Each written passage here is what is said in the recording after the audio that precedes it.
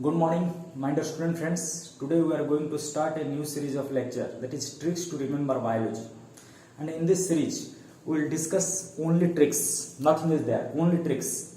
So in the first class, in today's lecture, we will discuss how to remember different restriction endonuclease in biotechnological process or genetic engineering process. So now I am going to discuss the restriction endonuclease tricks. Listen carefully. These things are important, very important for your NEET. Directly question comes. In NEET as well as other competitive entrance where biotechnology course is there. In biotechnological entrance or other entrances like NET. So this is helpful to you.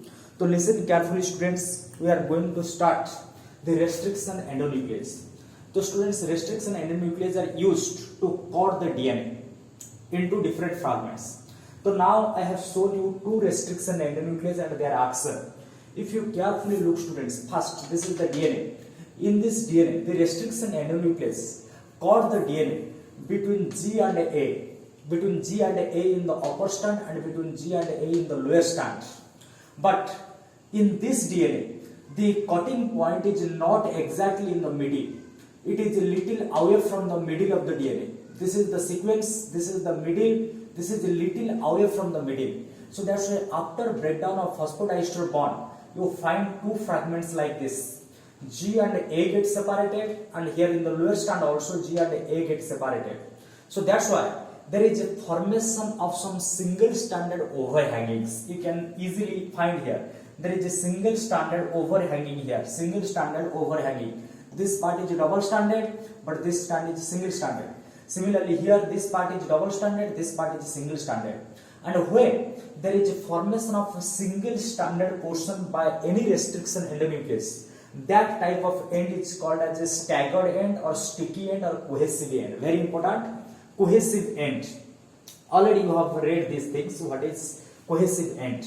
Similarly, when the restriction endonuclease cut the DNA exactly in the middle, so you can compare. It is not in the middle. It is a little away from the middle, but it is exactly in the middle. When there is breakdown of phosphodiester bond, exactly in the middle, there is a formation of two fragments which are double stranded both sides. There is no single stranded portion. You can easily look here, students. This is the double stranded part. This is also double stranded part, and this type of end is called as a blunt end or floss end. तो students अभी direct question आ जाएगा MCQ type of question में NEET में जो भी entrance आएगा तुम्हारा डायरेक्ट आ जाएगा which of the following enzyme shows sticky end या which of the following enzyme shows blunt end. तो डायरेक्ट ऑप्शन में तुम्हारा एंजाइम का नाम लिखा होगा, तो वहां से तुमको चूज करना पड़ेगा कि कौन सा एंजाइम कौन सा कैटेगरी को बिलोंग करता है, कौन सा एंजाइम स्टिकी एंड शो करेगा या कौन सा एंजाइम ब्लॉन्ट एंड या फ्लॉस एंड शो करेगा। तो स्टूडेंट्स एग्जांपल ऑलरेडी लिख चुका हूं, यहां पर स्टागर्ड एंड देखे पहले। अगर स्टागर्ड एंड को देखे, स्टागर्ड और स्टिकी एंड कौन कौन एंजाइम शो करेंगे स्टिकी एंड, तो पहला है Eco R1। Already you know all the enzymes are derived from bacteria. Escherichia coli RY13 bacteria से आया है, इसलिए इको R1। सिमिलरली और एक एंजाइम है BAM1, बैसिलस अमाइलोल्यूकोफेसेंस। तो स्टूडेंट्स मैं और एक ट्रिक्स क्लास ले जाऊंगा बैक्टीरिया का नाम के लिए, लेकिन इस क्लास तुम्हारा बैक्टीरिया का नाम के लिए नहीं, एंजाइम का नाम के लिए। तो एंजाइम का नाम यहां पर सब लिखा हुआ है, Eco R1, BAM1, SAL1, JO1, PST1, PV1, HIND3 and CLA1। ये सब एंजाइम को तुमको याद रखना पड़ेगा स्टूडेंट्स। तो इसलिए एक शॉर्टकट इसके लिए एक सेंटेंस बनाया हूं जिसमें तुम्हारा हर एंजाइम आ जाएगा जो स्टिकी एंड शो करते हैं, जितने भी तुम्हारा एंट्रेंस में पूछा जाता है। तो स्टूडेंट्स एक ही सेंटेंस तुमको याद रखना पड़ेगा। वो सेंटेंस क्या है? इकोनॉमिक्स ब्राह्मण सलमान जो प्रशांत और पवन का हिंदी की तीसरी क्लास पढ़ा रहे थे। क्या हुआ सेंटेंस स्टूडेंट्स? इकोनॉमिक्स ब्राह्मण सलमान, जो सलमान थे, सलमान एक इकोनॉमिक्स का ब्राह्मण थे। ओके, तो इकोनॉमिक्स तुम सुने होगे, तो पुराने जमाने में सब ब्राह्मण पढ़ा करा रहे थे। तो इसमें इकोनॉमिक्स ब्राह्मण थे। वो जो ब्राह्मण थे कौन सा डिपार्टमेंट का? इकोनॉमिक्स। तो इकोनॉमिक्स ब्राह्मण सलमान जो प्रशांत और पवन, दो स्टूडेंट को प्रशांत और पवन का हिंदी की तीसरी क्लास ले रहे थे। हिंदी की तीसरी क्लास मीन्स दूसरी क्लास ऑलरेडी खत्म हो चुका था, ये था तीसरी क्लास। कैसे याद रखेंगे स्टूडेंट्स, ये सेंटेंस में तुम्हारा सारे के सारे स्टिकी एंड स्विंग एंजाइम खत्म हो जाते हैं। कैसे? तो पहला क्या था वह इकोनॉमिक्स, इको से आ जाएगा इको R1। ये सब स्टूडेंट्स ऑप्शन में दिया होगा, तुमको ओनली डायरेक्ट मैच करना पड़ेगा। तो इकोनॉमिक्स, इको से इको R1, ब्राह्मण से बामवान, ब्राह्मण बामवान, क्लियर, बामवान इज ब्राह्मण।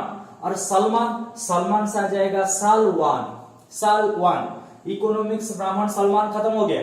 इसके बाद जो का मतलब है XHO, जो, तो वही इकोनॉमिक्स ब्राह्मण, जो इकोनॉमिक्स ब्राह्मण वो क्या कर रहे थे, प्रशांत और पवन।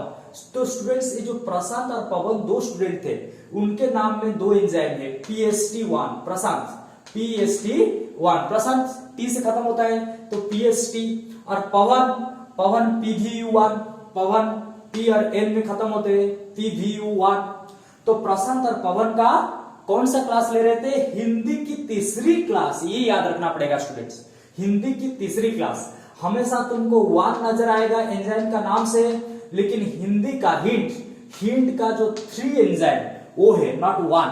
तो हिंट 3 शोइंग स्टिकी एंड, तो स्टिकी एंड हिंट का 3 एंजाइम शो करेगा, हेमोफिलस इन्फ्लुएंजा का 3rd एंजाइम।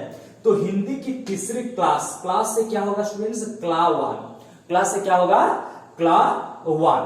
तो स्टूडेंट्स ये सब एंजाइम आ जाएंगे तुम्हारा स्टिकी एंड वाले में। तो स्टिकी एंड स्विंग एंजाइम, तो इसके साथ हमारा स्टिकी एंड स्विंग एंजाइम खत्म हुआ। तो अभी स्टूडेंट्स आ जाएंगे direct blunt end swing enzyme. Blunt end कौन कौन शो करेंगे, तो ब्लॉन्ड एंड में भी एक फॉर्मूला बताया स्टूडेंट्स, पहले एग्जांपल देख लेंगे क्या क्या एग्जांपल लिखा हुआ है। तो ब्लॉन्ड एंड में तुमको मिलेगा ALU1 आर्थ्रोबैक्टर लुटियस, एक बैक्टीरिया का नाम। तो डायरेक्ट मैं और एक क्लास ले जाऊंगा स्टूडेंट्स बैक्टीरिया का नाम के लिए, इस क्लास में तुम एंजाइम का नाम ओनली याद रखो। ALU1 और एक है सामा1 और एक है हाइंड2।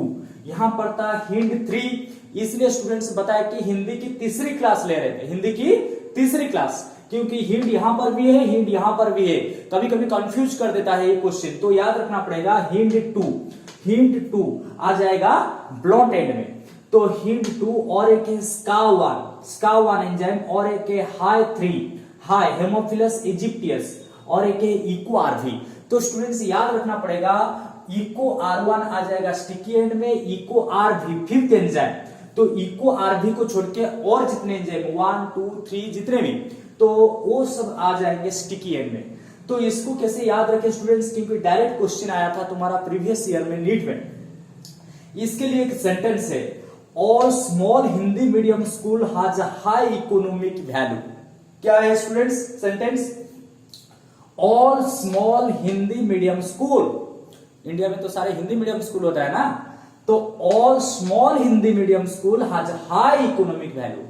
तो स्कूल स्मॉल है हिंदी मीडियम, लेकिन उनका इकोनॉमिक वैल्यू जो है, इकोनॉमिक वैल्यू हाई है, ज्यादा है।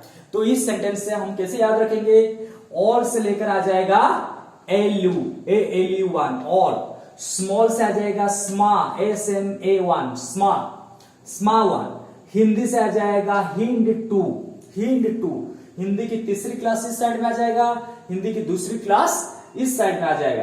तो इसलिए तीसरी क्लास इसको याद रख लेंगे, तो इसका प्रीवियस वन इस साइड में आ जाएगा। तो all small Hindi medium school has high. तो स्टूडेंट्स हाई को मैं जानबूझकर HAE लिखा, हाई ब्रैकेट में हाई लिखा। तो हाई हम प्रोनाउंसिएशन हाई करेंगे, लेकिन याद रखेंगे HAE, वो भी हाई जैसा सुन रहा है।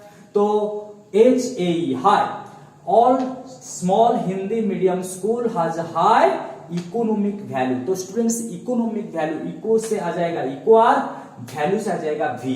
तो इसलिए वैल्यू वर्ड लगाया यहां पर, वैल्यू क्यों लगाया, वैल्यू V से पता चल जाएगा कि इको RV है। ये क्वेश्चन एक बार नीट में तुम्हारा आया था।